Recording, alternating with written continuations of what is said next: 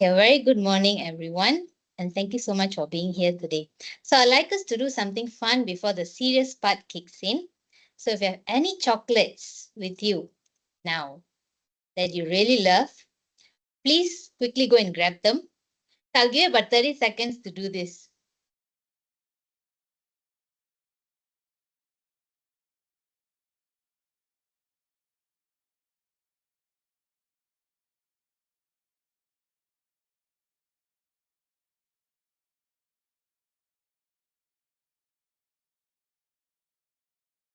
So, we'll wait for Kavita to come in.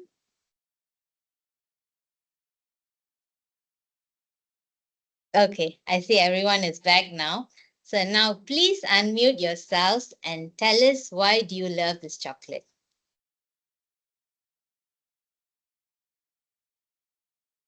Okay, so mine's Lindt.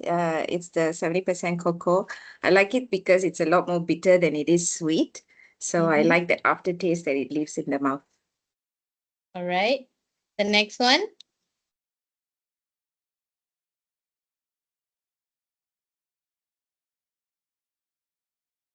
I will go. I have the one that Margie gave me. Unfortunately, it's done now, so I can share with you how it tastes like. It is extremely rich and delicious. It's dark chocolate, the Rocher, but it's in bar. And yeah, it was really nice. And I finished one whole bar in one go. That just explain how delicious it was. Interesting. And Margie And yourself?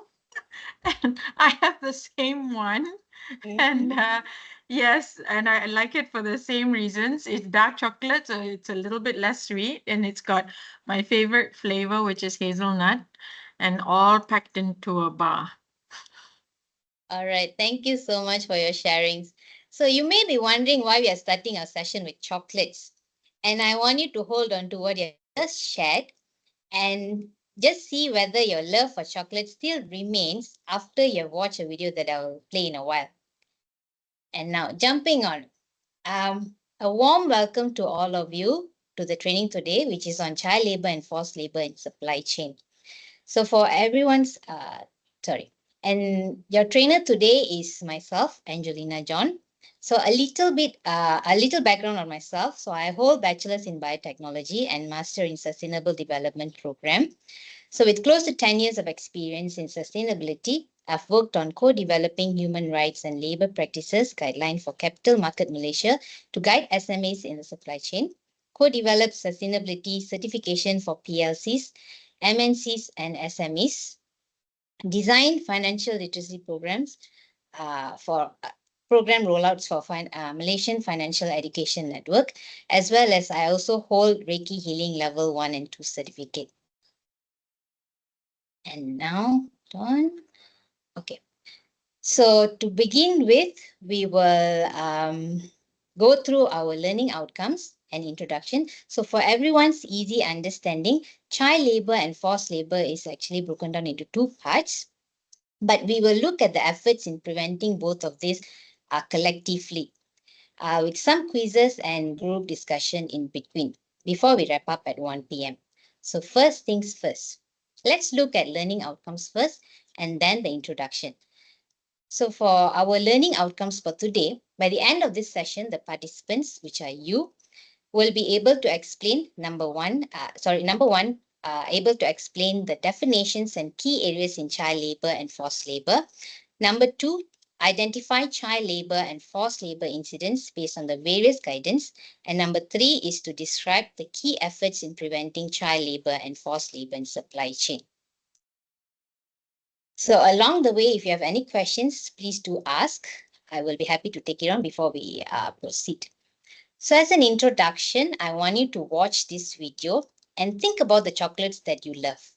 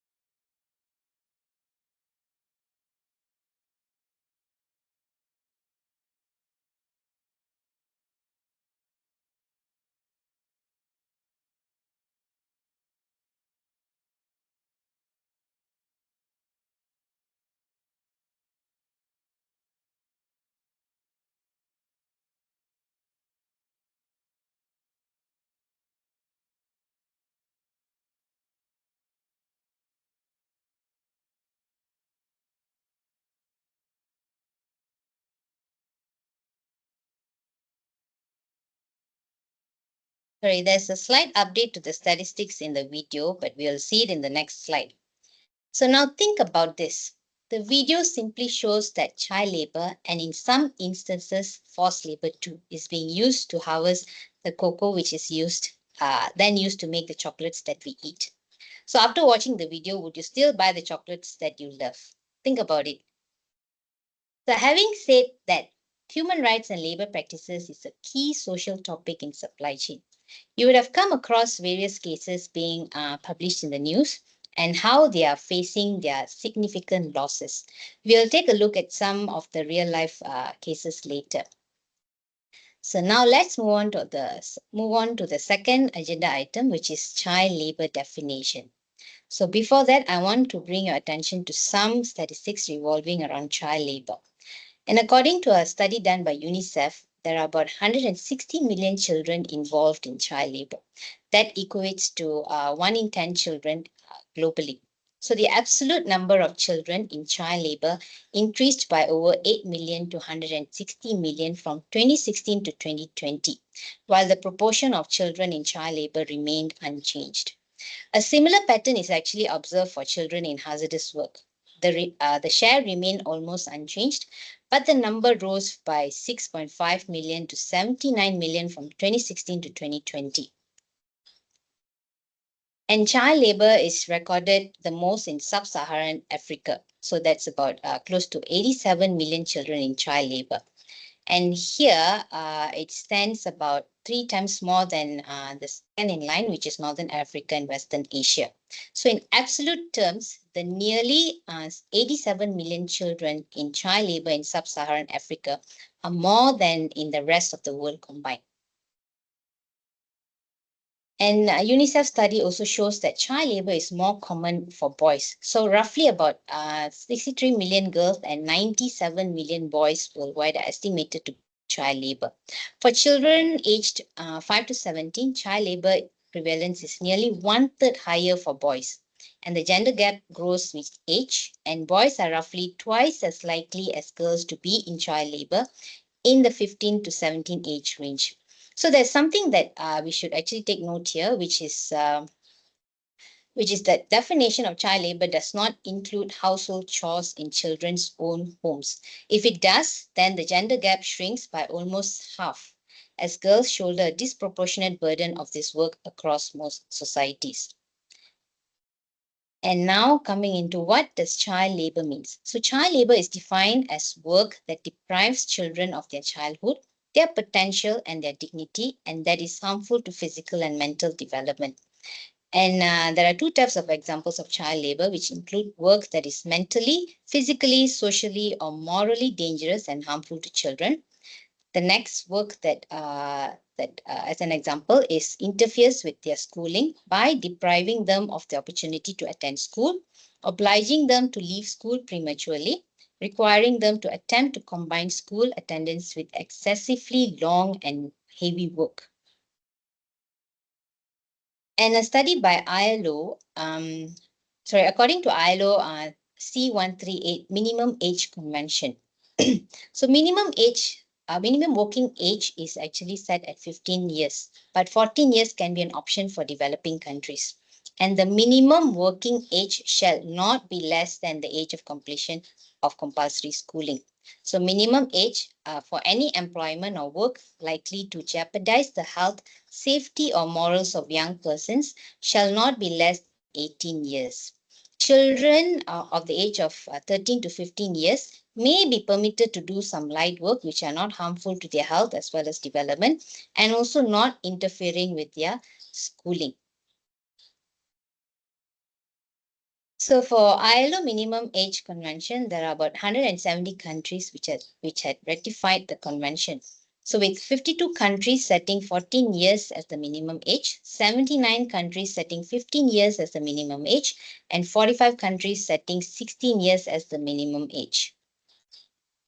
And there are 4 worst forms of child labor according to ILO C182 Worst Forms of Child Labor Convention.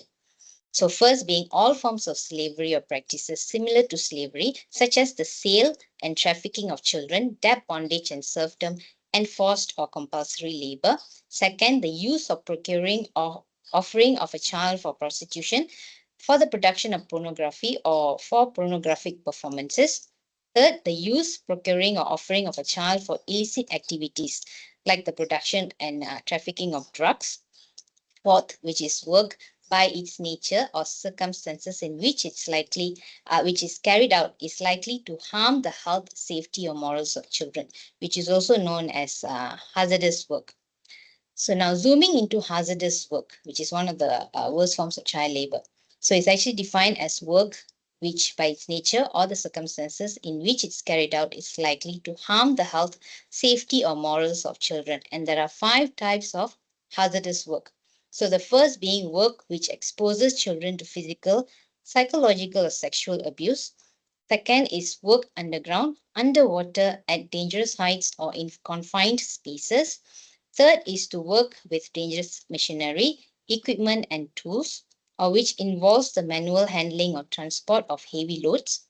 Fourth is to work in an unhealthy environment, which may, for an example, expose children to hazardous substances, agents or processes, or to temperatures, noise levels, or damaging or vibrations damaging to their health. Last but not least is to work under particularly difficult conditions, such as work for long hours or during the night, or work where the child is unreasonably confined to the premises of the employer. Now that you have looked at the definition, it's time for quiz. So please unmute and call out your own names. So the first one gets to answer the question. So the first question is, what do you understand by child labor?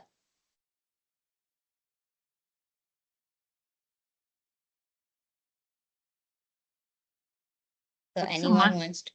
Right. Yeah. Sorry, Maji? I think there were quite a number of enlightening moments. I think one of the key things, and especially in developing countries, is that child labor needs to be closely scrutinized in terms of the harm that it's causing, and that not necessarily all child labor is harmful, but we have to really understand when there is harm caused to the child, whether it's impacting their schooling or it's hazardous for their development. I think that's a very key understanding that we need to ensure that especially developing countries understand that it's very harmful for the child. Thanks so much, Angie. Okay, thank you, Maji. An excellent attempt.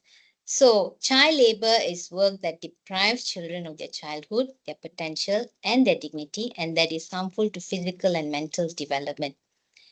So, the next question is, at what age children are permitted to do light work?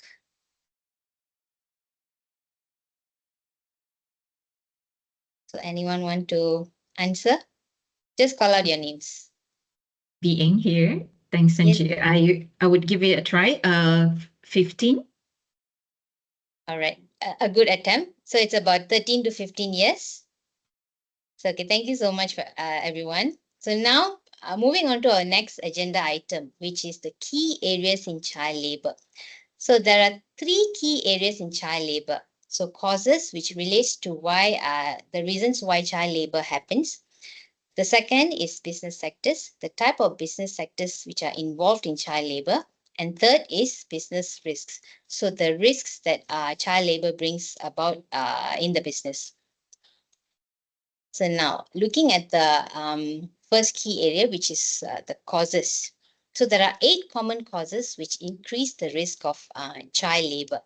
So the first common cause is poverty and unemployment, low wages, lack of educational opportunities, acceptable tradition, poorly enforced domestic labor laws, informal economies, rural areas, as well as intersectionality.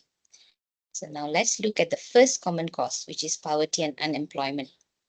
So children are especially vulnerable to child labor, especially when there's a lack of state support, such as unemployment benefits. When this happens, adults become unemployed and children may be required to work to support the family. And according to a study done by UNICEF, it shows that child labor is most prevalent in low-income countries. So there's a strong two-way link between child labor and national income.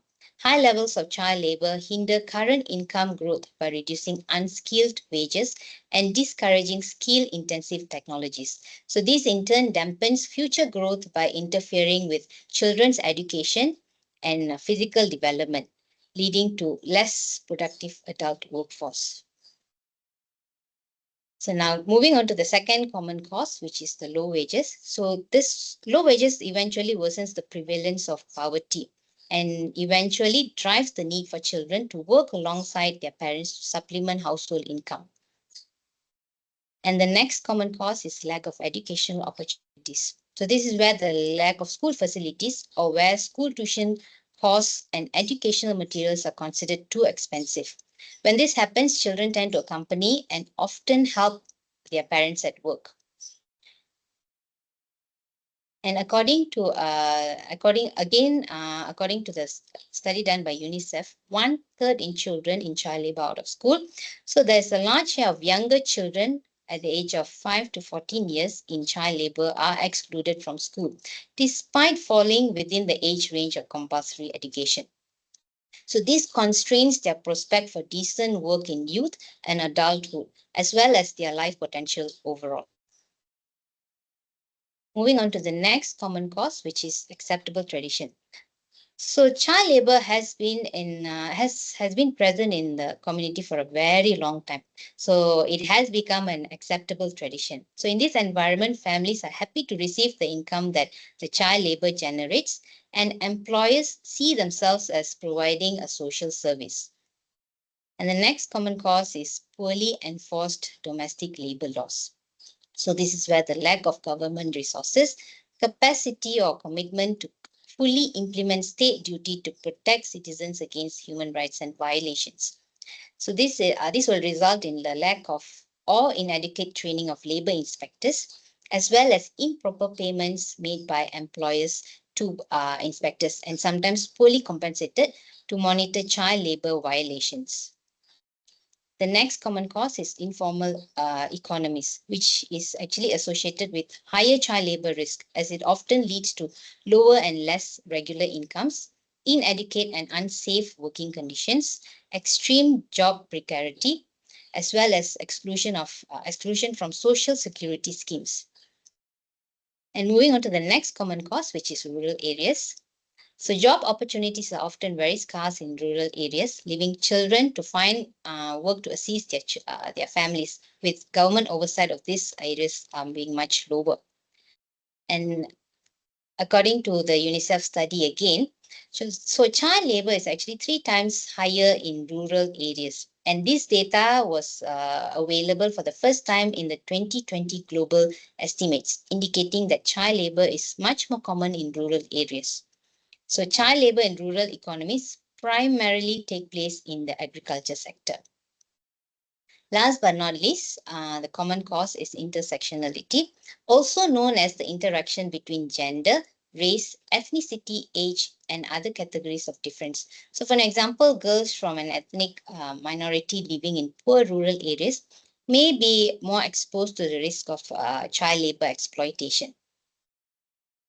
And moving on to the second key area in child labor, which is business sectors. So child labor is prevalent in 3 most common business sectors. And these business sectors are agriculture, services, and industry. So under agriculture, there are a few subsectors. So the first one being family subsistence and smallholder farming, commercial plantations, commercial farming, agro-industrial complexes, capture fisheries, aquaculture, post-harvest fish processing, as well as forestry. Under services, there are 4 subsectors, namely the domestic work, commerce, transport, as well as motor vehicle repair. And under industry, there are 3 subsectors: construction, mining, and manufacturing. And the UNICEF study again shows that agriculture sector holds the largest share of child labor worldwide. So it accounts for the highest share for both gender and across different age groups. As for services and industry, they tend to have higher gender specialization. So girls are more involved in services and boys are in industry. Having said this, So there are possibilities for the coffee that we drink, the clothes that we wear, the sugar that sweetens our food and drinks are being made using child labor. So there's actually a long list of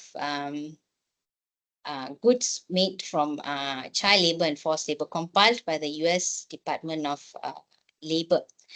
And this long list eventually tells us to be more mindful in what we are purchasing. And the study done by UNICEF again shows that hazardous work occurs across all three sectors. And this happens in a sizable share among the children aged 5 to 14 across all three sectors. So in agriculture, children are mostly exposed to agrochemicals, physically strenuous tasks, exposed to extreme temperature, use of dangerous tools, and exposed to heavy machineries.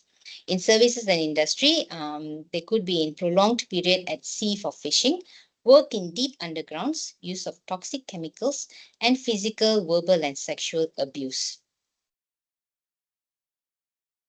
So moving on to the third key area in child labor, which is business risks. So child labor impacts business in 4 ways in operations as well as supply chains. So the first being reputational and brand risks. Campaigns by NGOs, trade unions, consumers, media, and other stakeholders can result in reduced sales and/or brand erosion. So for financial risk, divestment and/or avoidance by investors and finance providers, many of which are increasingly applying ESG criteria to their decision making, can result in reduced or more expensive access to capital and reduced shareholder value. The third being legal risks. So legal charges can be brought against the company up to and including criminal charges, which can result in imprisonment in some countries and usually involves significant fines and/or surrendering of goods produced by child labor. The fourth risk is the operational risk. So changes to a company's supply chains made in response to the discovery of child labor may result in disruption. So this is actually the termination of contracts, which may cost more and disrupt the supply chain. And now, before we move into the next agenda item, it's quiz time again. So again, please call out your names, and the first one to call out will get to answer. So the first question is, name the 3 most common sectors for child labor. So Kavita, okay, anyone? I'll kind of take this. Okay. Agriculture, construction, and I want to say services. Okay. Good attempt, Gaida. Thank you so much. So it will be agriculture, services, and construction comes under industry. Thanks, Thank Angie. you. And the second question, strong two-way link between child labor and national income. Which child labor cause is this? Being Yes, please. intersectionality.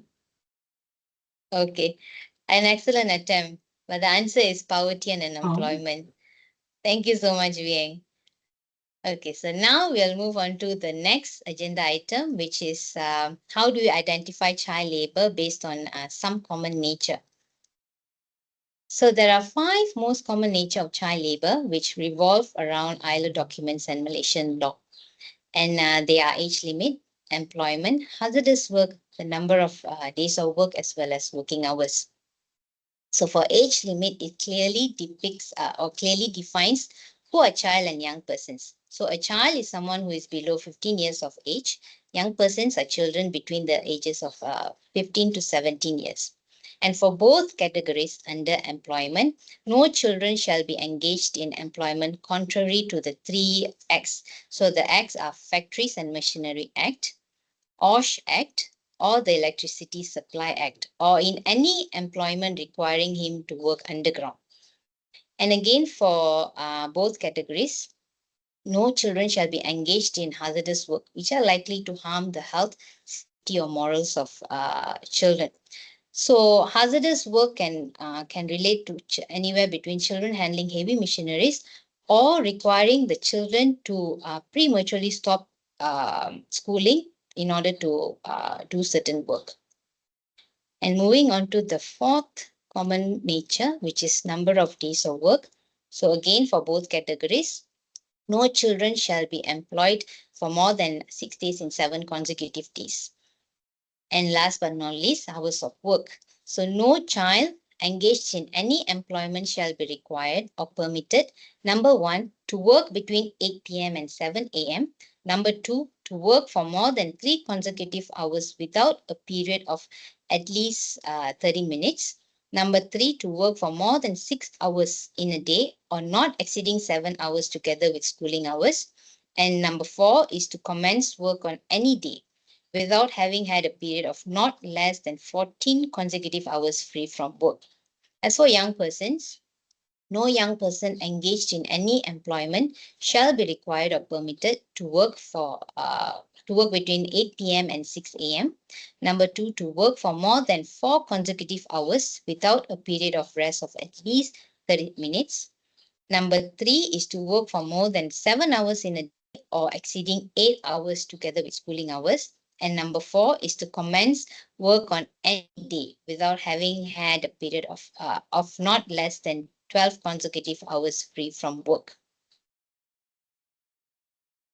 So now that we have looked at the definition as well as key areas, let's look at some case studies, some real life case studies of child labor. So we look at 2 case studies. So the first is child labor issues in Western Africa's cocoa farming. So based on the video that you watched earlier, you would have known that Western Africa actually supplies about 70% of world's cocoa. And just an update to the statistics in the video. So there are about 2.1 million children working in the farm, and most of whom are exposed to worse forms of child labor. So what is actually wrong in this cocoa farming? So children are mostly sold off to the farms, mainly by their relatives, without understanding the danger that it can bring to the children. And most of the time, traffickers abduct these young children and sell to the farms as well. So most of the cocoa farmers earn below $1 per day. And to keep their prices competitive, they kind of engage children to do cheap labor. And they only pay the children with pennies. And at times, they only kind of feed them with what is available around. So these children work for long hours for at least 14 hours a day. And they are forced to use large and heavy machineries like chainsaws to clear forests, and as well as sharp knives to cut through the bean pods. Most of the time, the children are exposed to agricultural chemicals. As young children, they tend to spray the bean pods with chemicals without wearing any protective clothing or gears. The farm owners using child labor usually provide the children with the cheapest food available, such as corn paste or the cassava or bananas that grow in the nearby forest. So when these issues were brought to light, NGOs like International Labour Rights Forum, they started pressuring chocolate companies through campaigns to eradicate child labor and improve working conditions. And International Cocoa Initiative, as well as World Cocoa Foundation, they have collaboratively developed community development programs for those who are working in cocoa farming. And major companies like Nestle, Mars, and Hershey implemented certification programs like Fairtrade and Rainforest Alliance. So now moving on to our second case study, which is child labor issues in Democratic Republic of Congo's or DRC mining. So the mining here is related to cobalt mining. And as you know, that cobalt is actually used in the manufacturing of our EV car batteries as well as our phones. So it takes about 13 kg and 7 grams of cobalt for a car battery and a phone respectively. And globally, about 70% of cobalt, they come from DRC. And of the 200,000 artisanal cobalt mining force, 40,000 are actually children. So what went wrong here is, before that, cobalt is also known as blood diamond of batteries, just because of its negative impacts on environment as well as human rights, especially the hazardous child labor. So what went wrong here is that women are actually the main contributors to household incomes in artisanal cobalt mining communities. But the income that they earn is not enough to sustain their basic needs. So children work in the mining to boost their family's income and help pay for food, school, as well as clothing. So women do understand that children are not allowed to work in mine sites, but see no alternatives for their survival. In the mines, child workers are forced to scavenge for scraps of cobalt with simple equipments or just with their bare hands without any protective gear for a very, very little money. So security or government agents, they tend to turn a blind eye, and some demand or threaten for informal access fees as they collude for their own benefit. So some efforts were actually made to rectify these issues. So DRC government has made some efforts to regulate child labor in mining, but the enforcement is still weak. And major corporations involved in the sourcing of minerals such as Apple, Intel, and Tesla have pledged to ensure that their supply chains are free from child labor. And organizations like UNICEF and other NGOs have partnered with local governments to provide education and community support to children and their families in mining regions.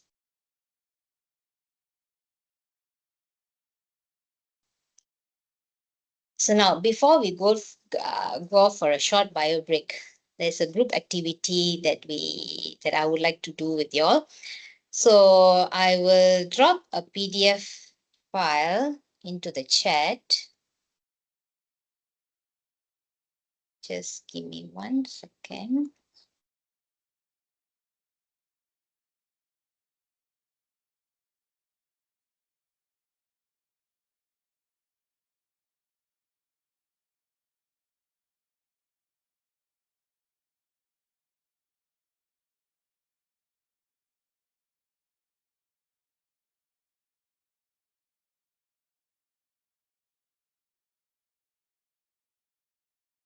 Do let me know if you can download the file.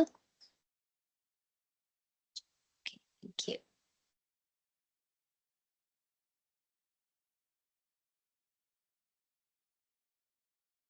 So you can see a screenshot of the file on the slide. So it's a story about a young girl named Rekha. So she was actually sent to do domestic chores because of a family situation where she was treated very, very inhumanly. So now take about 10 minutes to discuss and 5 minutes to share back on what economic and social factors force families like Rekha's to send children to work. Number 2, what are the long-term societal costs of child domestic labor?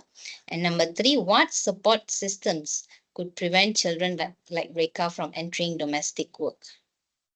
So I'm not going to put you into a breakout room as there are only 3 of you here. So we'll do the discussion here, and please appoint someone to share back. So your time starts now. Thank you. I'll take a moment to read it. Yeah, sure, Manjeet.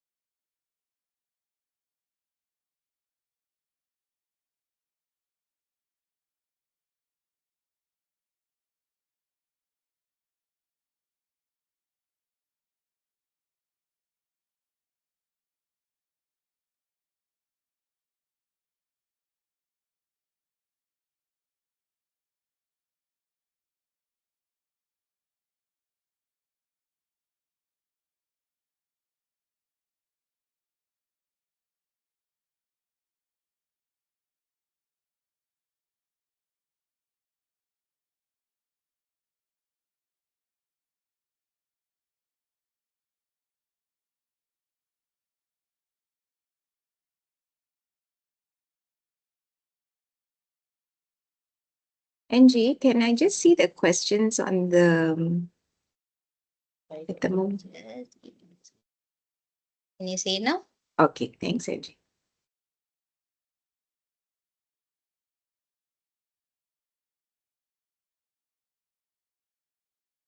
Okay, so should we tackle the first question as a group since it's a group discussion? Cool. Yes. Okay, so what Yes. economic and social factors force families like Reka's to send children to work? I think on my side, economic is obviously the lack of income to support the family, not enough wages, the dad's not making enough wages. On the social front, I think because I believe Reka's the eldest, so I think she took on that head to kind of help support the family. Yeah, agreed. And by the way, what a heartbreaking story, and it happens hundreds of times millions of times around the world. Yeah, I agree with you, Caps. I think it's definitely the symptom is poverty that's pushing, and it seems like, with the way the mom's emotions are described, it's definitely like a last resort for them. So economic factors, and if we take a step back to see why the family's plot of land is not producing the income as well, it says it had been barren for 2 consecutive seasons, which gives me the impression that before that, it might have been providing for the family. So climate change might have a role to play here, where the conditions had changed, and what was maybe before either feeding them or providing them an income is now, quickly changing. Yes, and I think that kind of led to like the domino effect, right? Because of the lack of produce, and so which led to the lack of sales, and so lack of money, and yeah, it just turns out to be this ball of yeah. Exactly.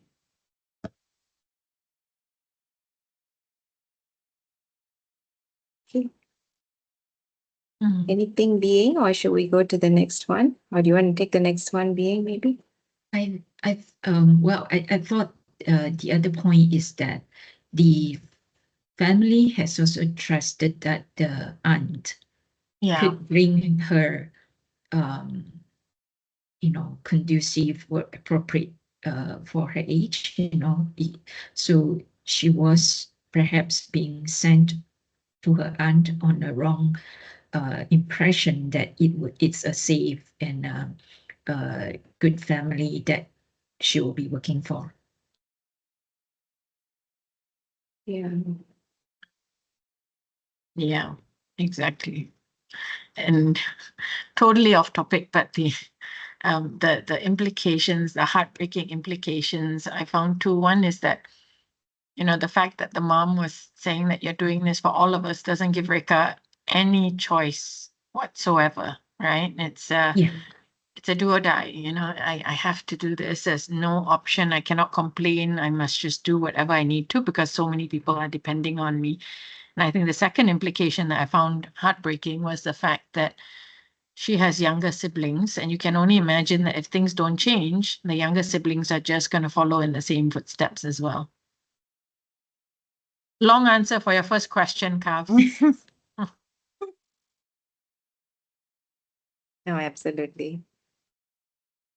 I think moving on to the next one, what are the long-term societal costs of child domestic labor?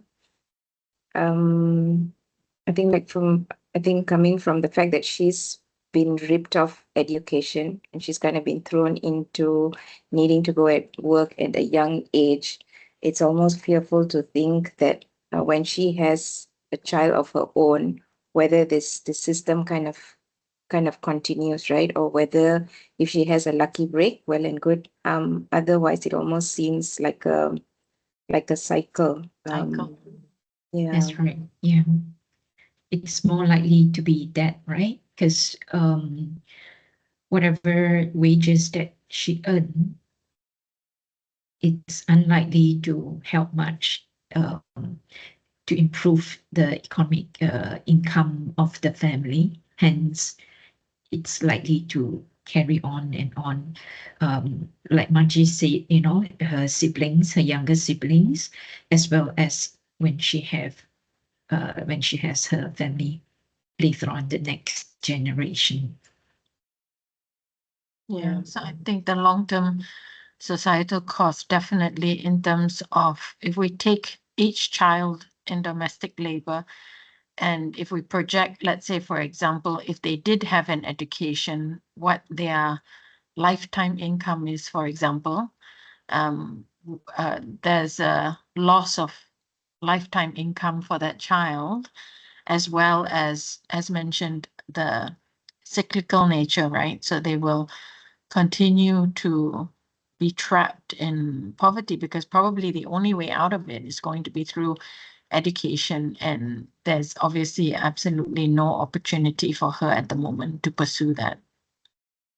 Yeah, and perhaps there are also some, costs that relates to health. Yeah, with Yes. that condition, there could be implications of health issues, which will be costly to not the family, but also the society at large. Absolutely.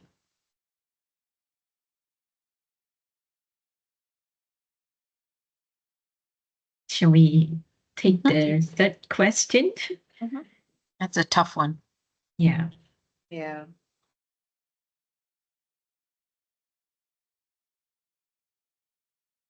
I mean, I think a lot of times, unfortunately, unless I feel well, very rarely does it come from somebody knowing what they're doing is wrong and then they kind of correct their actions, right? They don't take in child labor and make them do household chores. But well, whether that happens, but apart from that, I think unless it becomes part of the law or part of a policy or that abolishes child labor, doesn't allow child labor. I don't know whether that answers the question, but yeah. I like to, take a step back and look at not specific to the incident of child labor, but also the root cause, like Manji mentioned, the family farm that is not yielding enough to support the family. So that's really the root cause of why this child has to work. So if at all, there could be a good solution to what the farm needs and to help revive that, and that could perhaps prevent her from entering the workforce at this young age. Yeah, such a good point.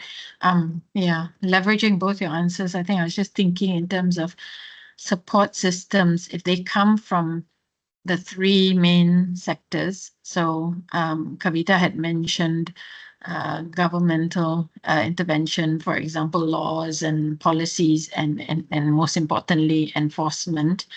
If that comes into play, maybe also in the government sector, there could, if there is some form of, which is difficult in areas of poverty like this, some kind of a social support network, where when it is, yeah, we know what social support systems can provide.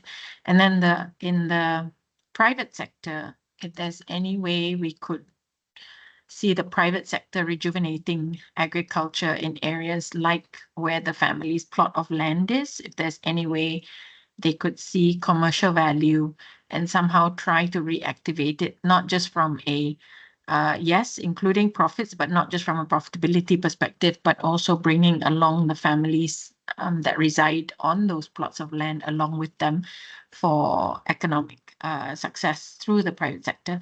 And I think finally that the third sector, the non-profit organizations, that's a tough one because they themselves are always struggling for funding, but they would play, as we've seen, I think they need to play a very big role here, both in terms of being able to help either skills development or some kind of poverty alleviation in the villages and rural areas, but also the nonprofits that identify these situations, because it's really hard, especially in domestic cases where it's behind closed doors and this is happening in a family, in their house.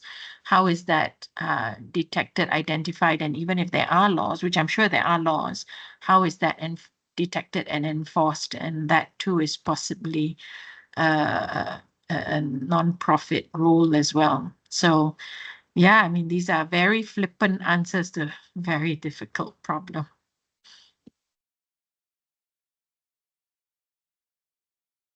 Indeed. Yeah.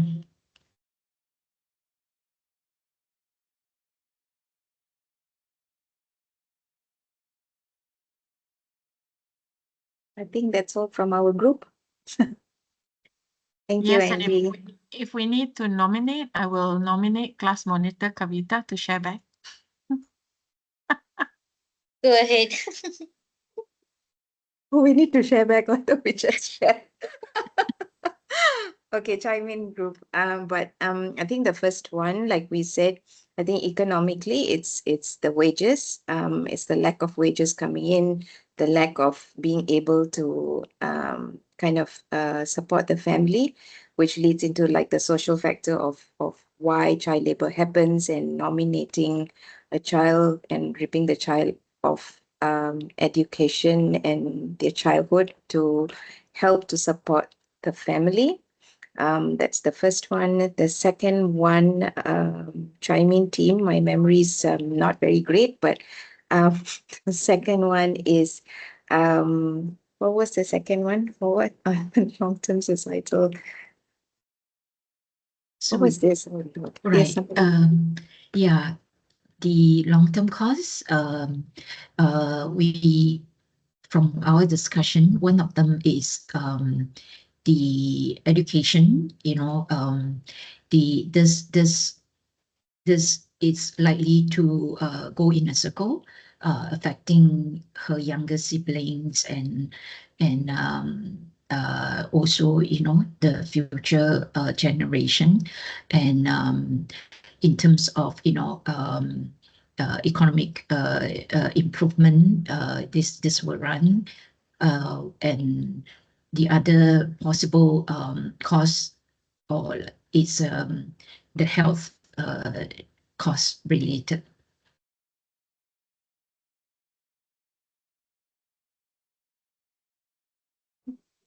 I think going on to the last one about the support systems, we spoke about the legality part of it and the government intervention of it, together with just trying to see how people like the father who are faced with such situations, whether there are areas in which whether it can be collaborations or partnerships or companies who can help kind of alleviate his current system and kind of allowing him to not allowing the children to kind of get into child labor and domestic work.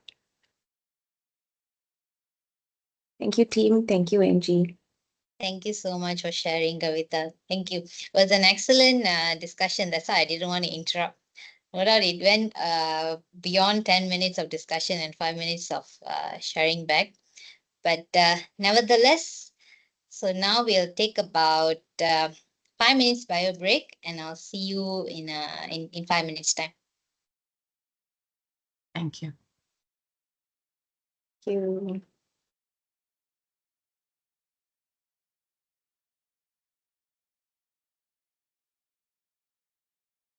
Angie, just checking, it is 5 minutes, right? Okay.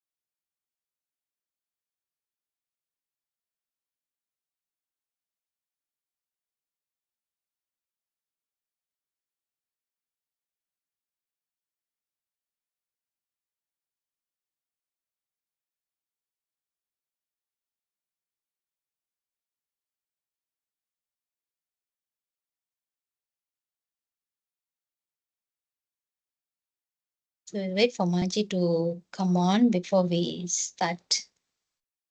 Oh, okay. Hi, Margie. So I'll start the training session. Just give me 1 second.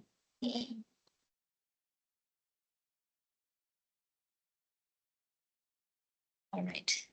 So welcome back, everyone. And we'll move on to the next agenda item, which is forced labor definition. So now I want you to watch this video by ILO.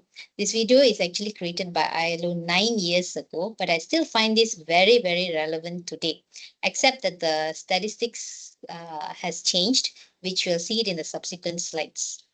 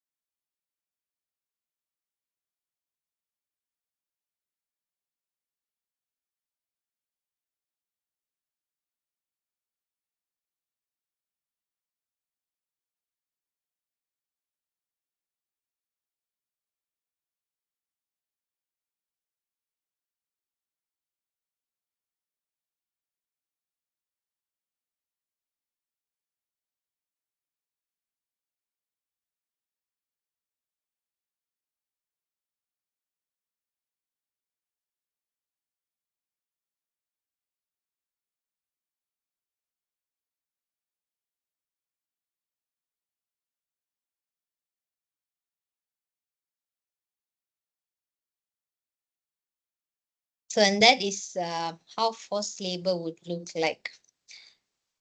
So there are close to 28 million people in forced labor, and there are about 3 million children, close to 12 million women and girls, and about 16 million are men and boys. And this equates to 3.5 per thousand people worldwide.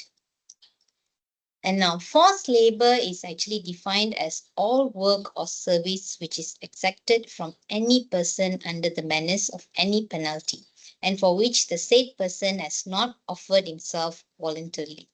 And there are three elements of the definition. So the first being work or service, which refers to all types of work occurring in any activity, industry or sector, including the informal economy.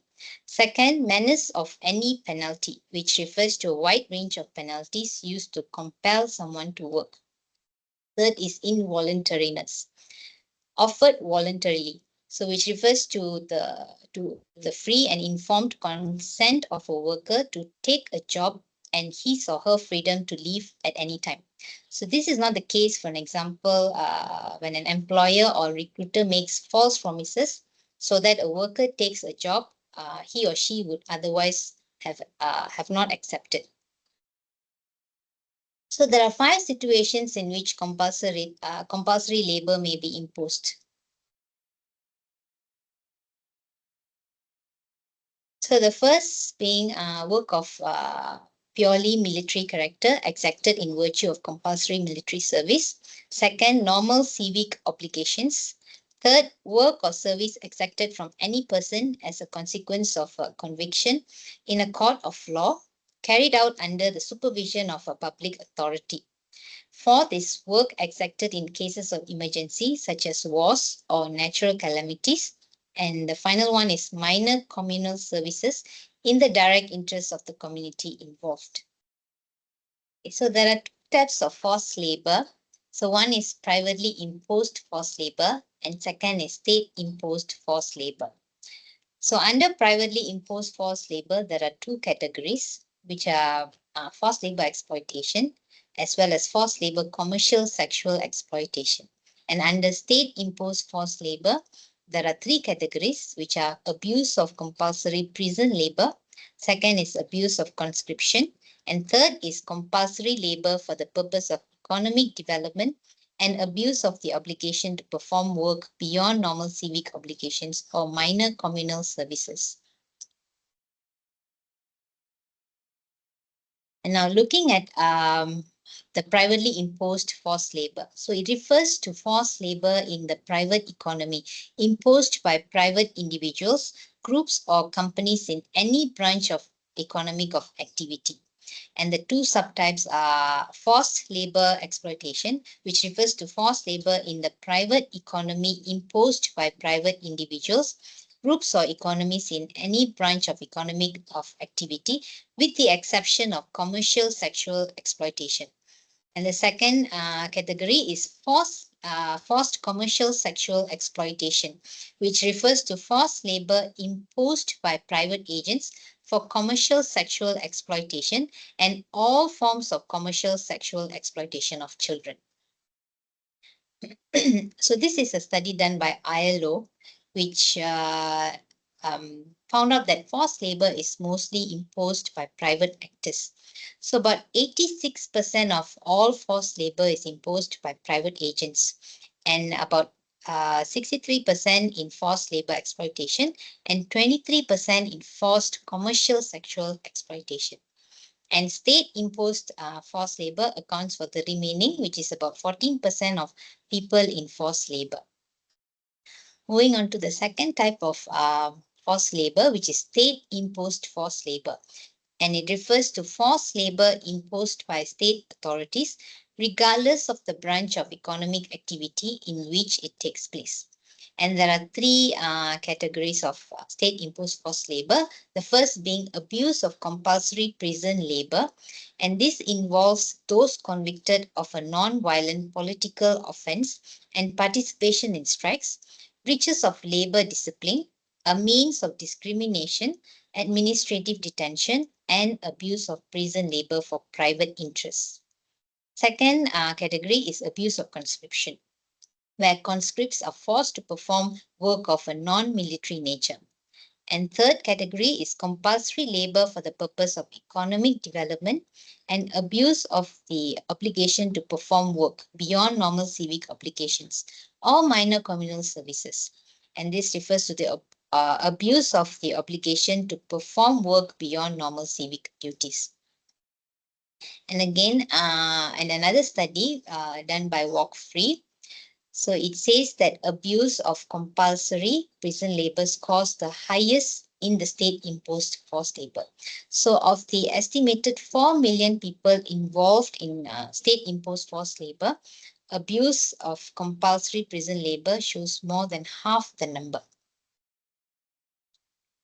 And there are 5 prohibitions to the state-imposed forced labor. So first, as a means of political cohesion or education, or as a punishment for holding or expressing political views or views ideologically opposed to the established political, social, and economic system. Second, as a method of mobilizing and using labor for purposes of economic development. Third, as a means of labor discipline. Fourth, as a punishment for having participated in strikes. And last but not least, as a means of racial, social, national, or religious discrimination. And now, before we move on to the next agenda item, it's quiz time.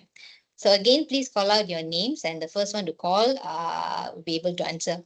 So now name the 2 types of forced labor, which I've just mentioned. Anyone want to take a shot?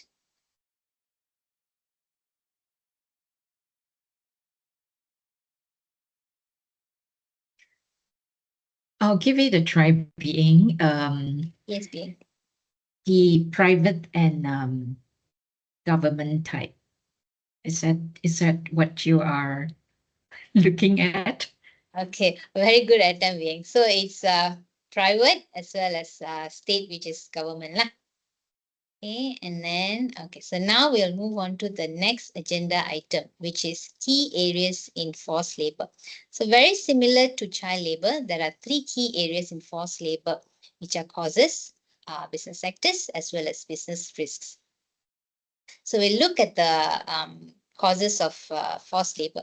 The first being poverty and hunger, child labor, lack of education and illiteracy, health issues, migration, discrimination and gender inequalities, environmental degradation and natural disasters, weak safeguards for civil liberties, as well as conflict. So going into the first common cause, which is poverty and hunger. It actually leaves people with limited economic opportunities and then pushes them into vulnerable and exploitative situations. And the second common cause is child labor. So it actually results from children migrating for their education or to work for their family, as the children lack traditional support mechanisms. And the third common cause is lack of education and illiteracy, which hinders workers' ability to decline exploitative work, recognize risk, as well as advocate for assistance. And the next common cause is health issues, which results from lost income and medical debt, which can push workers to accept or keep undesirable jobs. Moving on to the next common cause, which is migration. Migration may be the only option for a job, but it leaves the worker vulnerable to deceptive recruitment and exploitative labor conditions. And according to a study done by ILO, forced labor is actually more prevalent among the migrants. So about 15% of all adults in forced labor exploitations are migrants. Nearly 14 out of every 1,000 adult migrant workers are in forced labor in the private economy, a prevalence rate that is more than 3 times higher than that of non-migrant workers. Jumping into the next common cause, which is discrimination and gender inequalities. And this may push women and girls into less desirable work. The next one is environmental degradation and natural disasters. And this can displace local populations and generally increase their vulnerability to forced labor. Second last common cause is weak safeguards for civil liberties. So when there's insufficient labor protection and law enforcement, and this hinders monitoring and advocacy for workers in the face of abuse and exploitation. And last but not least, which is conflict. This increases the risk of human trafficking in a number of ways, including through displacement of communities, increasing economic desperation, weak rule of law, and direct or indirect reliance on human trafficking by armed groups. And now moving on to the second key area in forced labor, which is business sectors. So forced labor is prevalent in 5 most common business sectors, and they are services, manufacturing, construction, agriculture, and domestic work. So there are 4 subsectors under services, which are trade, transport, hospitality, non-market social. So non-market social refers to public administration, defense, education, and health. So under manufacturing, there are 2 subsectors, which are manufacturing products from raw materials, manufacturing new products from other products. And for construction, there are 4 subsectors, which are residential, commercial, infrastructure, as well as industrial.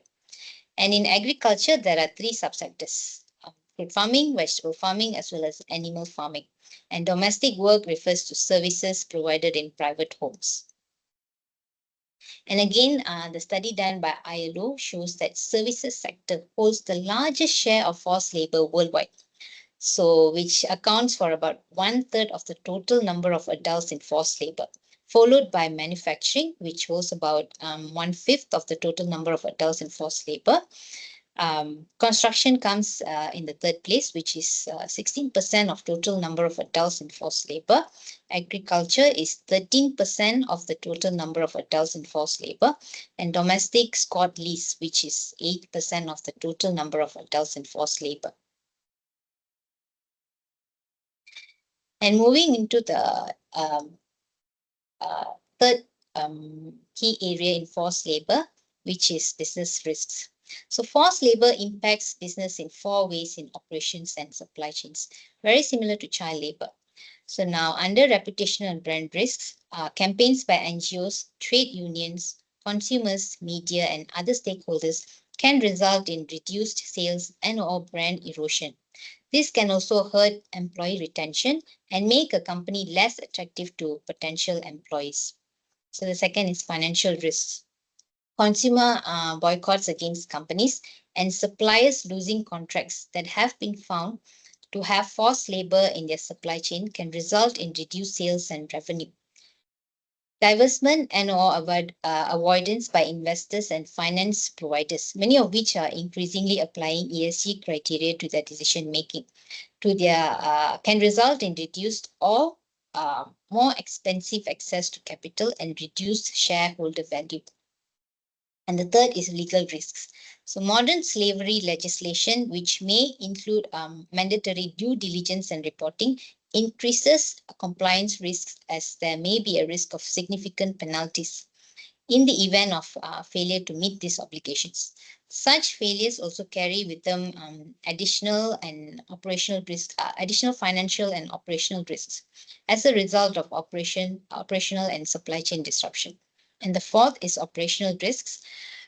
Changes to a company's supply chains made in response to the discovery of forced labor may result in disruption. So the termination of any contracts may cost more and disrupt the supply chain. Internal resources will need to be dedicated to address any allegations, requiring commitment across the management and relevant teams. And now, before we move into the next agenda item, it's quiz time again. So again, please call out your names and you will get to answer the question. So the first question is, list the 5 common sectors for forced labor. Anyone want to Okay, take the floor? Margie, I'll try Okay, this. Margie. Okay, Margie. Services, manufacturing, construction, agriculture, and domestic service. All right. Excellent attempt, Margie. So it's services, manufacturing, construction, agriculture, and domestic work. Yes. So now we'll move on to the next agenda item, which is how do we identify forced labor based on the common nature. So the most common nature of forced labor revolve around ILO's 11 indicators. So I'll take you through the 11 ILO indicators, which businesses have no choice but to adhere to. So please take note that at times only one indicator points to forced labor incident, but most of the time it involves more than one indicator. So the indicators are abuse of vulnerability, deception, restriction of movement, isolation, physical and sexual violence, intimidation and threats, retention of identity documents, withholding of wages, debt bondage, abusive working and living conditions, as well as excessive overtime. So the first ILO indicator is abuse of vulnerability. And this refers to especially vulnerable include those who lack knowledge of the local language or laws, have few livelihood options, belong to a minority religious or ethnic group, as well as have a disability or have other characteristics that set them apart from the majority population. The second common nature or the second ILO indicator, which is deception. This relates to the failure to deliver what has been promised to the worker. And this can include false promises regarding number 1, working condition and wages.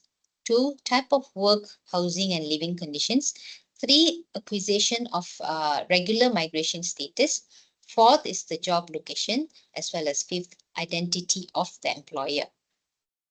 Moving on to the third ILO indicator, which is restriction of movement. So here they may be locked up and guarded to prevent them from escaping at work or while being transported. And workers are not free to enter and exit the work premises. And this is actually subjected to certain restrictions which are considered reasonable. So in the case of any deadly virus outbreak or disease outbreak during our experience is during the COVID MCO. So this is considered something that is reasonable. And moving on to the next ILO indicator, which is isolation. So here there are 2 types where workers are placed in a habitation very far away and there are no means of transportation available. And second, workers are actually placed in populated areas but behind closed doors, and their mobile phones or any other means of communications are confiscated. Moving on to the next ILO indicator, which is physical and sexual violence. So forced laborers, their family members, and close associates may be subjected to physical or sexual violence. And this can include forcing workers to take drugs or alcohol. And workers are also forced to undertake tasks that were not part of the initial agreement, that can include sexual undertakings as well as additional tasks. And the next ILO indicator is intimidation and threats. So intimidation and threats can be upon complaint of job conditions or wish to quit jobs through physical violence, denunciation to the immigration authorities, loss of wages or access to housing or land, sacking of family members, as well as worsening of working conditions. The next ILO indicator is retention of documents. Retention of documents or other valuable personal possessions, where workers are unable to access these items on demand and they cannot leave the job without risking their loss. Moving on to the next ILO indicator, which is withholding of wages. Wages are systematically and deliberately withheld as a means to compel the worker to remain and deny him or her of the opportunity to change employer. And the next ILO indicator is debt bondage. So debt bondage can actually arise from wages, advances, or loans to cover recruitment or transport costs, or from daily living or emergency expenses such as medical costs. And it can also be from manipulation of accounts, as well as children recruited in exchange for a loan given to their parents or relatives. Second last ILO indicator, which is abusive working and living conditions, which are degrading, humiliating or dirty, hazardous, overcrowded and unhealthy living, as well as without any privacy. And the last ILO indicator, which is excessive overtime. This refers to working excessive hours or days beyond the limits prescribed by national law or collective agreement. In the case of Malaysian law, the working hours should not exceed 45 hours in a week. Second is denying breaks and days off, having to take over the shifts and working hours of colleagues who are absent, or by being on call 24 hours a day, 7 days a week. And now, these are some of the examples of the common nature of forced labor incidents according to the ILO indicators. So moving on, we will look at 2 case studies of forced labor in Malaysia. So the first is Top Glove's non-compliance, which led to the banning of its gloves export into the US after US Customs and Border Protection found that Top Glove's gloves or products are made using forced labor. So the finding actually shows that out of the 11 indicators, Top Glove did not score well for 6. And they are debt bondage, deception, retention of identity documents, physical and sexual violence, intimidation and threats, as well as abusive working and living conditions.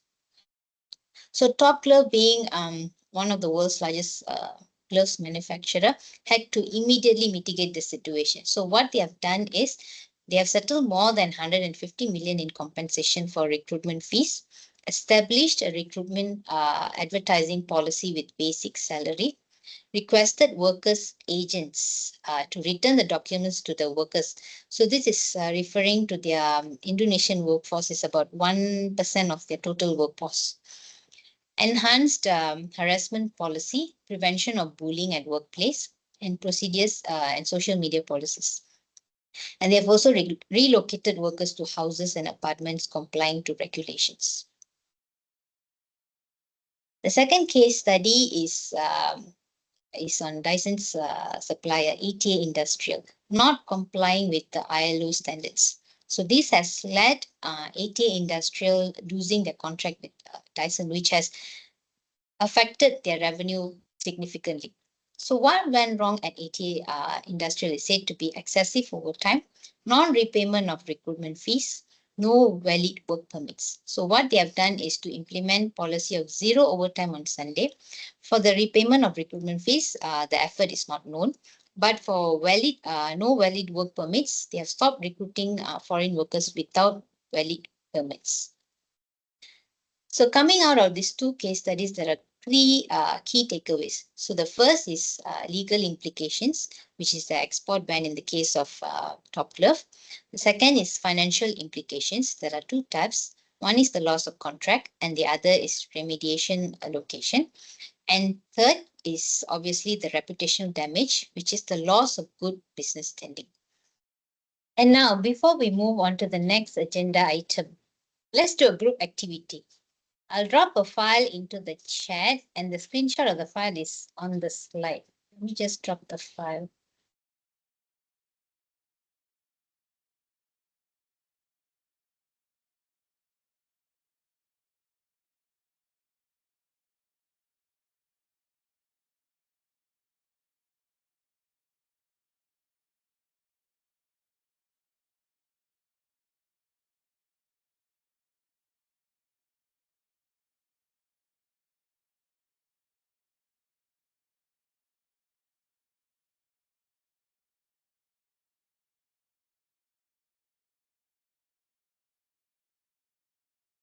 Can you see the file? Yes.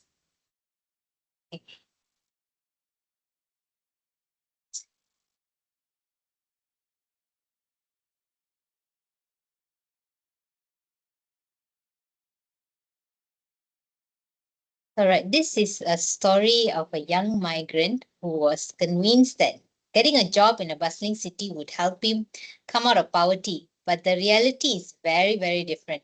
So now take 10 minutes to discuss and 5 minutes to share back on what were Amir's motivation for migrating and how does his story reflect the larger patterns of migrant labor in the construction sector globally. Second is Amir witnessed accidents and mistreatment but felt powerless to act. How can migrant workers organize or resist these conditions and what challenges would they face in the process? Third is, what are some effective long-term strategies to prevent the exploitation of migrant workers in the construction industry? And your time starts now.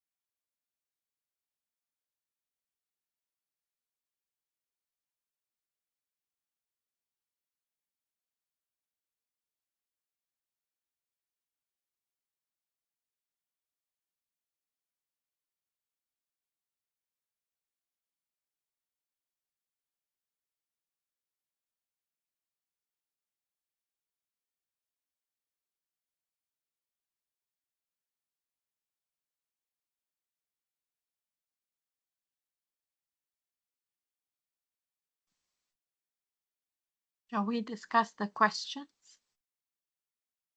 Yeah, let's do that. It's a sad story, It is. and it's repeated every day, hundreds of people. Yeah. Yes. What were Amir's motivations for migrating, and how does his story reflect the larger patterns of migrant labor in the construction sector globally? I suppose the main thing is obviously the financial situation and security and stability that he's trying to achieve for his family.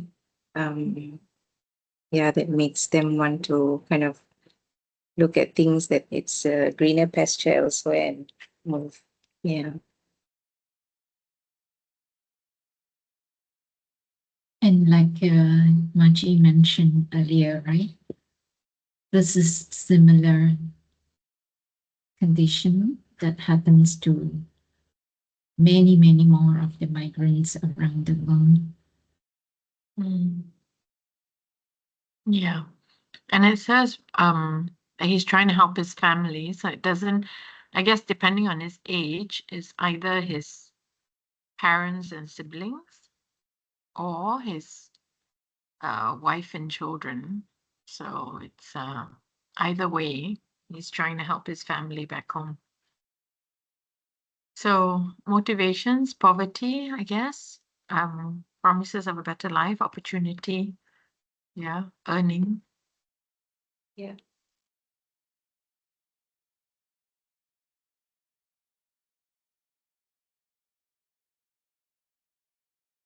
Shall we move on to the second question? So Amir witnessed accidents and mistreatment but felt powerless to act. How can migrant workers organize or resist these conditions? What challenges would they face in the process?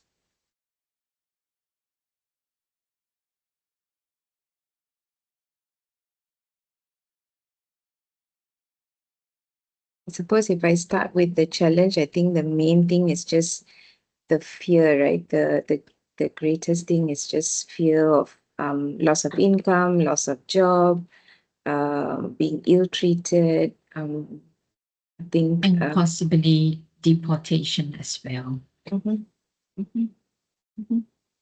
Yeah. I wonder if the fear stretches to like actual physical harm.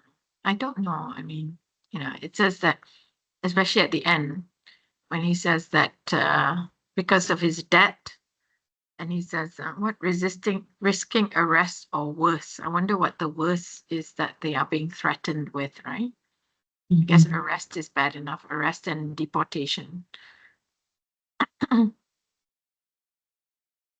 Yeah, worse could be he turned illegal and he cannot go home anymore. Potentially that could be, or like you said, physically being harmed. Can migrant workers organize or resist these conditions? I mean, for one, the employers definitely need to provide recourse, right? They need to ideally provide them a channel to grievance channel to feedback, or the we've spoken before about social dialogue of how they can potentially have feedback sessions, etc. But that's on the employer. So here they're asking, how can migrant workers organize themselves? I don't know, maybe power in numbers?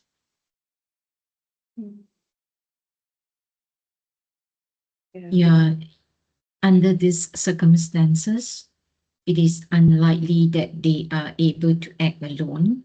But if they come together and request for a forum to discuss with their employer, I think that would potentially be more influential than they try to do it individually. To form an informal union of sorts. And the I wonder if they are aware of any NGOs that are out there that might be able to help them as well. I don't know if authorities are much help. I'm not sure. Yeah. Sometimes they go to their embassy. That can be an avenue for them to seek help as well.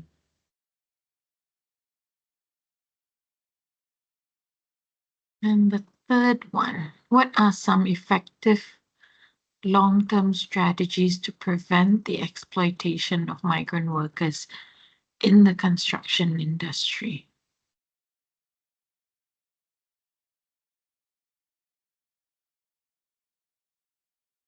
I guess the strategies can be multiple fold, like coming from prevention, and then the actual protection through audit due diligence. Yeah, and I think if they are aware that they are being monitored, right, and the numbers are being tracked by the parent company, or I think then all these other measures and areas of concern will be put in place, so that at the end of a reporting year, when numbers are being reported on, and if it's not so favorable, then there will need to be like a remedial action that needs to be taken. So I'm assuming some form of reporting and matrix that goes into this thing. Yeah. And probably the only reason they would be motivated to do that would be regulation, I guess, government regulation. Yeah. If there are some enforcement, that would certainly make them be more conscious and do their parts to ensure that no such incidents happen. I think you hit the nail on the head, because I'm sure regulations exist in every country. It's more the enforcement. Yeah.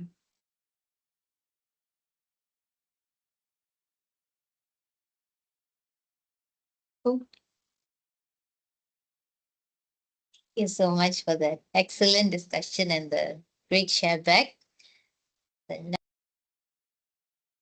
now we will, before we wrap up, let's take a look at efforts taken in preventing child and forced labor. So there are actually various guidance internationally, locally, in the market, as well as customer requirements. So internationally, we have ILO documents setting the requirements, UN Universal Declaration of Human Rights, Dhaka Principles, and many more. And locally, we have our own laws protecting children and workers, as well as some national plans, action plans. As for the market requirement, there are SETEX, RBA, and the likes. And customer requirements can be international and local. So the international ones are from Nestle, Dyson, Patagonia, and many more. And the local is from Petronas, Sime Darby, Axiata, as well as the rest. So as mentioned earlier, there are various international frameworks, and we will look at frameworks from 3 organizations: ILO, United Nations, as well as Institute for Human Rights and Business. So for forced labor, ILO had developed a protocol to forced labor convention, which depicts prevention, protection, remedy, measures to be taken to eliminate forced labor, while ILO indicators for forced labor, which I've gone through earlier, is a guide to identify forced labor incidents. Under UN, there's a framework known as Universal Declaration on Human Rights, which is a milestone document in the history of human rights, setting out fundamental human rights to be universally protected. So Dhaka Principles from the Institute of Human Rights and Business is actually a set of human rights principles to enhance the respect for migrant workers from the moment of recruitment, during employment, and through to safe return. So now we'll take a look at some examples from the Malaysian laws.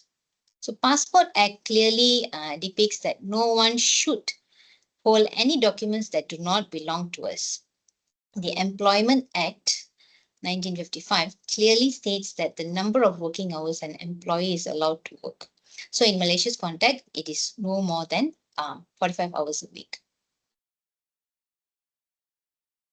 And the requirements from customers are mainly in the form of strict guidelines for suppliers to adhere to in terms of upholding human rights elements.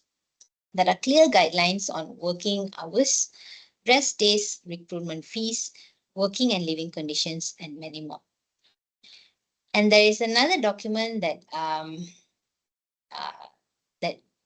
SMEs can use as a guide when it comes to child labor and forced labor. That is SCDG Human Rights and Labor Practices Guide.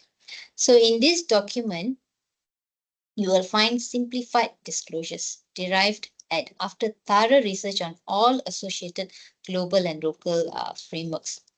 So there are about 7 child labor indicators and 6 forced labor indicators, which can be used as a labor report, just like our medical reports.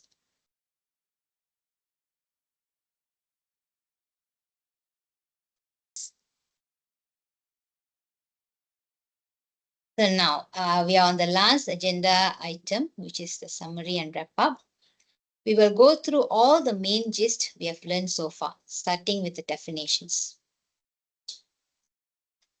So the definition of child labor is the work that deprives children of their childhood, their potential, and their dignity, and that is harmful to physical and mental development.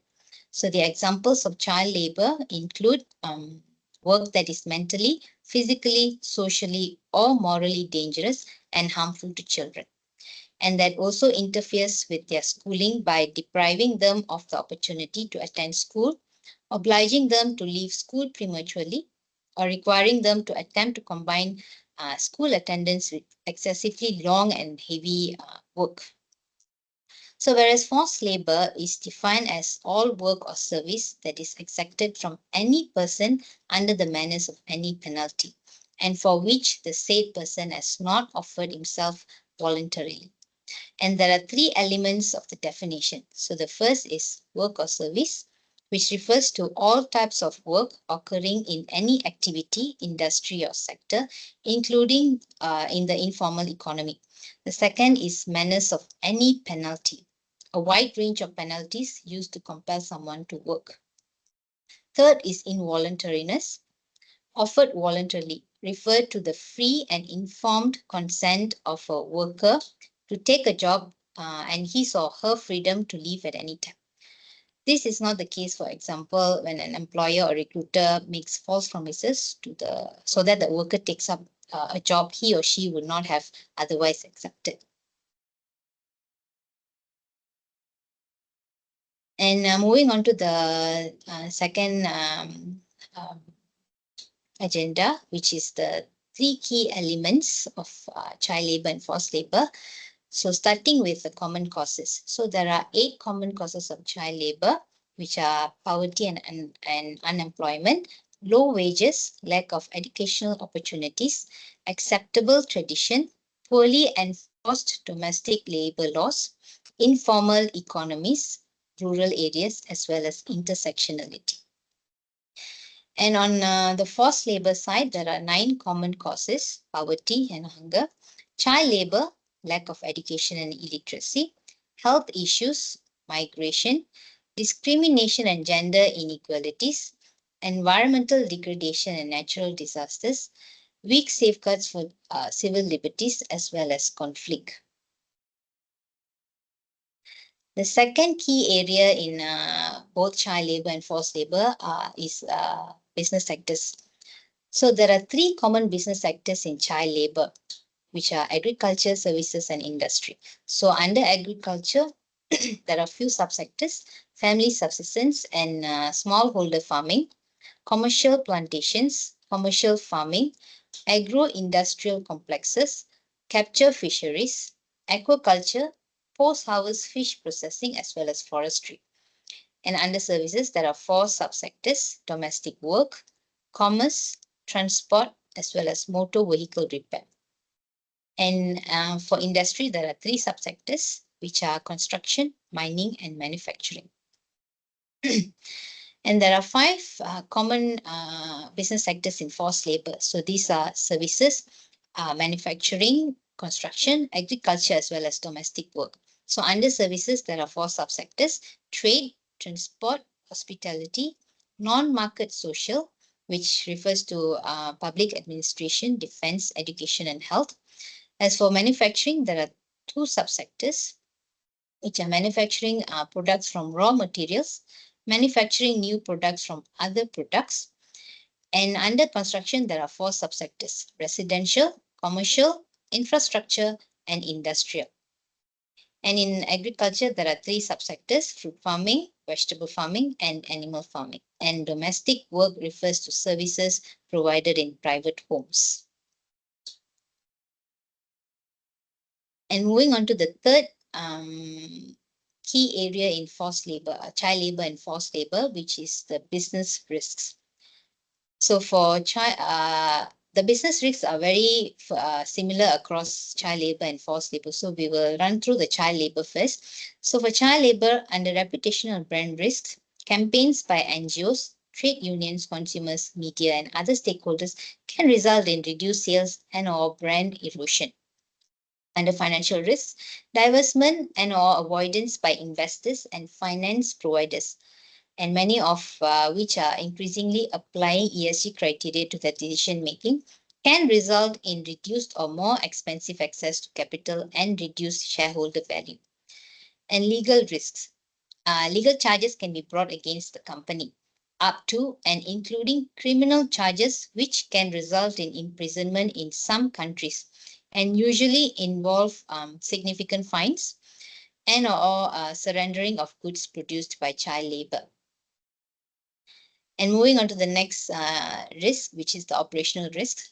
Changes to a company's supply chain made in response to the discovery of child labor may result in disruption, which is termination of any contracts may cause more and disrupt the supply. And moving on to the forced labor, very similar to child labor, reputational and brand risks. Campaigns by NGOs, trade unions, consumers, media, and other stakeholders can result in reduced sales and/or brand erosion. And this can also hurt employee retention and make a company very less attractive to potential employees. Second is financial risks. Consumer boycotts against companies and suppliers losing contracts that have been found to have forced labor in their supply chain can result in reduced sales and revenue. Divestment and/or avoidance by investors and finance providers, many of which are increasingly applying ESG criteria to their decision making, can result in reduced or more expensive access to capital and reduced shareholder value.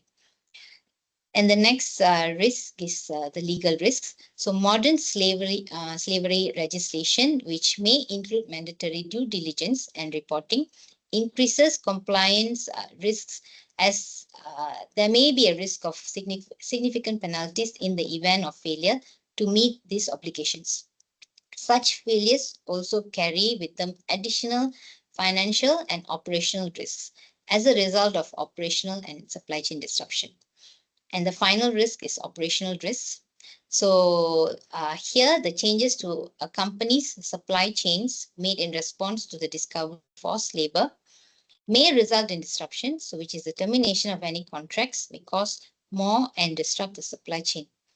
And in certain events, internal resources will need to be dedicated to address any allegations, so requiring commitment across the management as well as other relevant teams.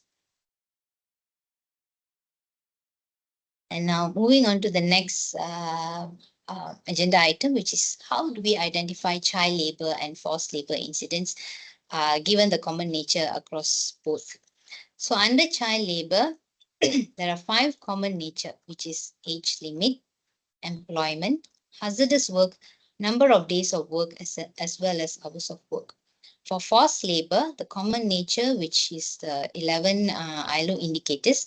So the first is abuse of vulnerability, deception, restriction of movement, isolation, physical and sexual violence, intimidation and threats, retention of identity documents, withholding of wages, debt bondage, abusive working and living conditions, as well as excessive overtime. And now, zooming into we have also covered the efforts being done globally as well as locally. So there are various frameworks from global as well as local. So these documents are intentionally developed to eradicate child labor as well as forced labor, which have serious business implications. So the documents that we have looked at were actually from ILO, UN, and some Malaysian laws as well as the action plans. So from the market standards, it was RBA, SEDEX, as well as Social Accountability 8000. And from customer requirements, the documents that we have looked at were from Nestle, Petronas, and the likes.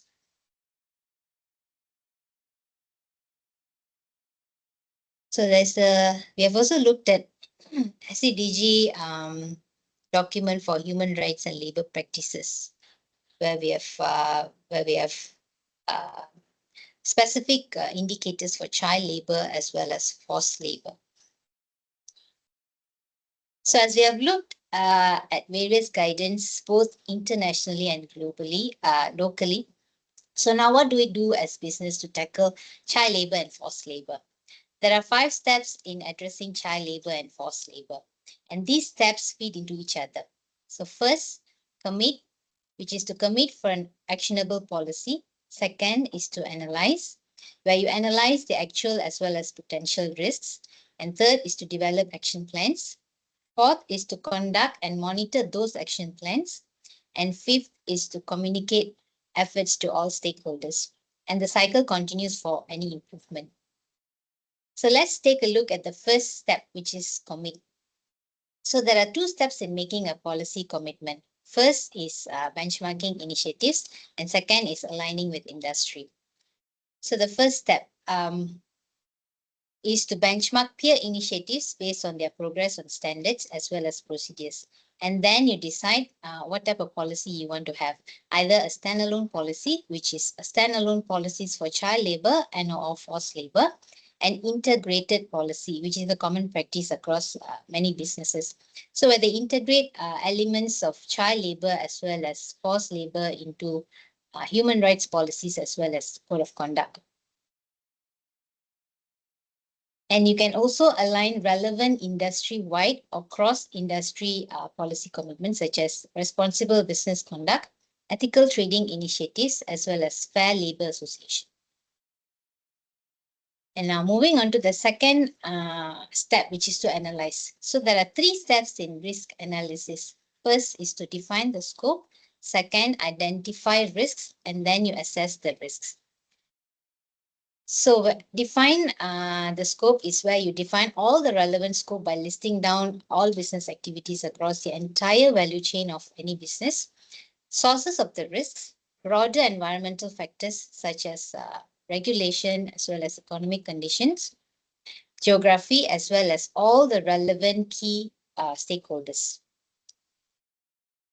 Once this is done, then we can identify the risks. So the risks could be potential risks as well as actual risks. So how do you identify potential risk? Is that through by referring to industry or sector specific. So it could be manufacturing, services, and agriculture or agriculture.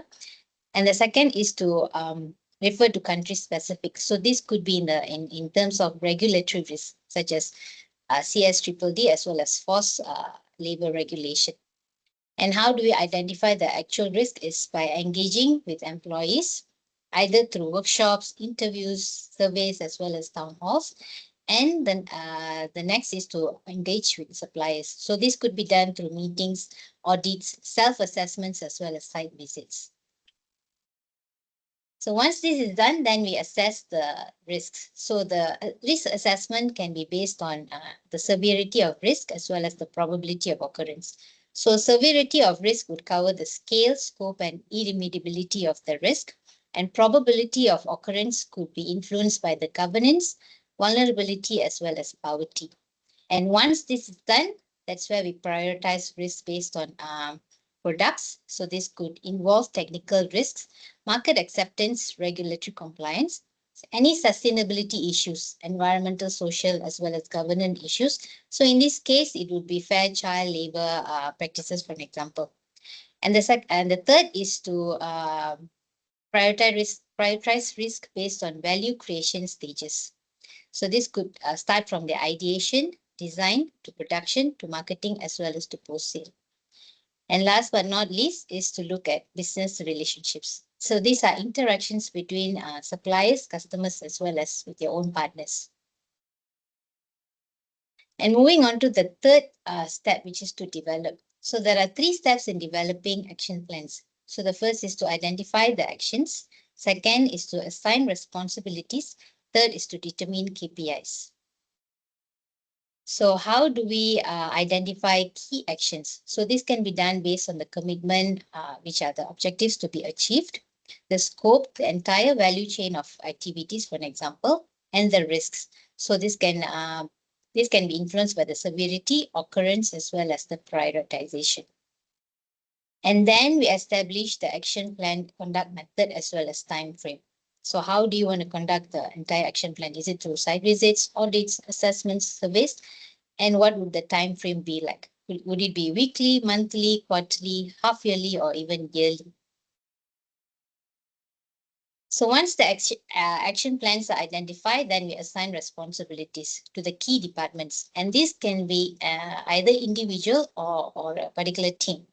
And then we ensure these people are actually aware of their responsibilities and understand their role in achieving these goals.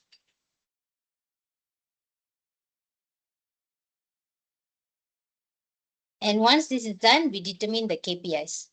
So determining KPIs, KPIs can be either in the form of quantitative as well as qualitative.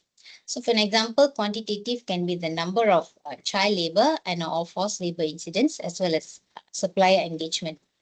For an example, qualitative can be the existence and quality of supplier code of conduct or the availability and quality of training and awareness sessions. So once the KPIs are determined, we set clear and measurable targets for each KPI. So for an example, the quantitative can be 0 incidents of child labor and or forced labor, as well as 75% of suppliers are engaged for child labor and forced labor incidents. As for the qualitative, it can be detailed clauses on recruitment, treatment, and rights of workers, and also the existence, depth, and coverage of each training. Moving on to the 4th step, which is to conduct the action plan. So you can there are 3 steps in conducting action plans, which are to execute plans, monitor the progress, as well as to encourage feedback. A and G. Okay, I was just going to say your slides haven't moved. Okay. Has it moved now? Yes, it has. Yes. Okay. So the first step is to conduct the action, conduct the plans. So you conduct the action plans based on the method and time frame established in step 3, which is to develop. So while you're conducting the action plans, you monitor and track the progress of each action plan. So this can be done through regular reviews, where you monitor and track progress against timeliness as well as goals. And if some tasks are behind schedule or not yielding any results, you adjust and adapt accordingly. And then we move on to the next step, which is to encourage feedback. So encouraging feedbacks can be done through various channels. So you can do it either via surveys, emails, phone calls, as well as through grievance mechanisms for any victims. So this can be in the form of anonymous hotlines as well as mobile apps. So once you have gathered the feedbacks, you take actions and remediate the issues. So how do you do that? So first, by acknowledging and documenting the issues. So this is where you immediately respond to the feedback and you record the issues. Second is you assess the credibility as well as the severity of the issues. So you evaluate the genuinity of the feedback and you prioritize according to the urgency. And third is where you investigate the issues. So you engage with with either the victims as well as the team where the issue has happened, and you understand the entire issue. Then followed by verifying findings and assessing the impacts. So you confirm the findings as well as you determine the impacts. And this would be followed by to take immediate corrective actions where you address the particular issue and prevent the issue from reoccurring. Then last but not least is where you update the broader action plans, where you input all the actions taken into the broader action plan and review the entire action plans. And now moving on to the next step, which is communicate. So here there are two steps in communicating efforts. So first you report transparently, and second is where you engage stakeholders. So reporting progress transparently can be done through external channels like annual reports, AGMs, websites, as well as social media. And internal channels can be either through intranet, emails, as well as newsletter. And the subsequent step would be to engage stakeholders. So engaging the relevant stakeholders on specific actions taken, issues resolved, progress made, challenges faced in any of the phases, as well as for any continuous improvement. And then you solicit feedback from stakeholders through appropriate channels for continuous improvement. So, and these are the steps, and these steps actually continue for any improvements.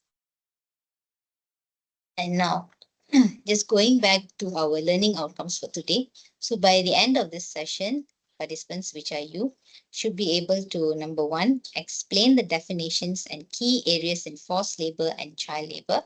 Number two, identify forced labor and child labor incidents based on the various available guidance. And number three is to describe the key efforts in preventing forced labor and child labor in supply chain. So now, before we end our session, let's have some fun with a few questions. So please scan the QR code and prepare yourself for the assessment. Just in case if you can't scan and get in, you can use the code for registering.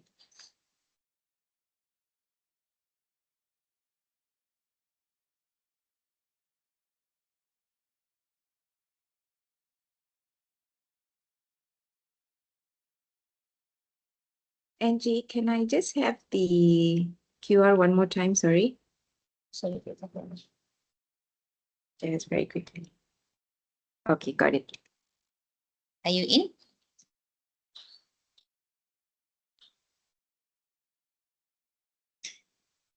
Yep. So all three of you are in. Then we'll start the questions.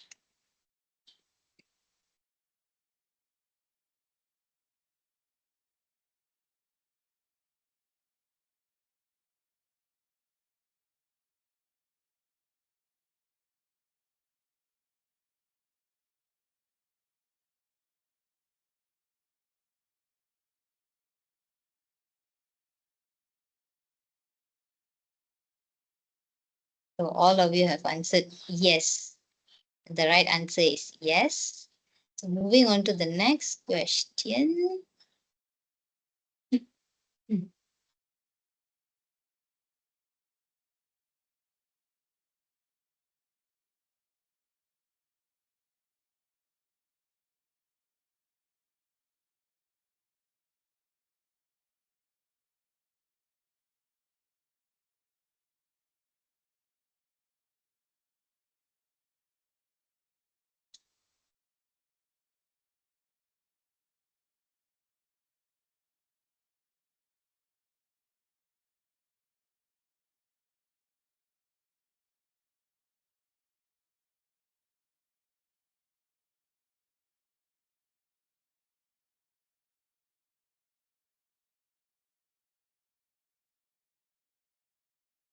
And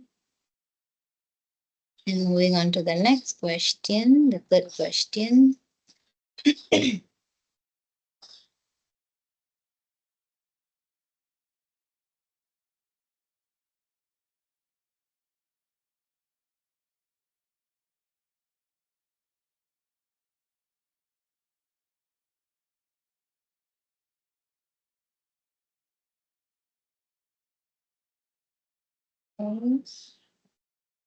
The next question.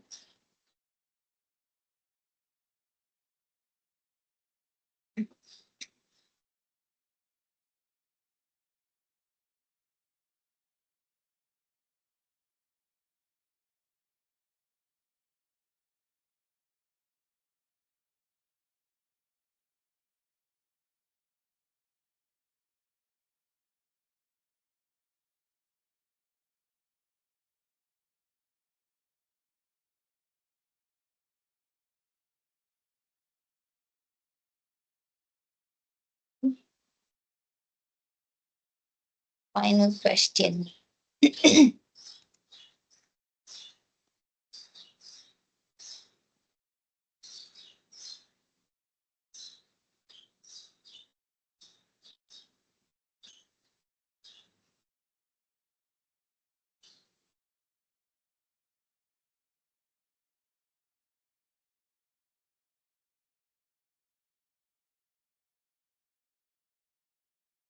And we are done with the assessment. So before we end our session, I wish to leave you with a quote. When we act and react mindfully, we create a safe space for everyone to live. And with that, I hope that you had a fruitful session today, and thank you so much. Thank you so much, Angelina. That was very, very useful. Thank Very, you, very Angie. insightful. Yes. Thank you, Angie. Thank you so much.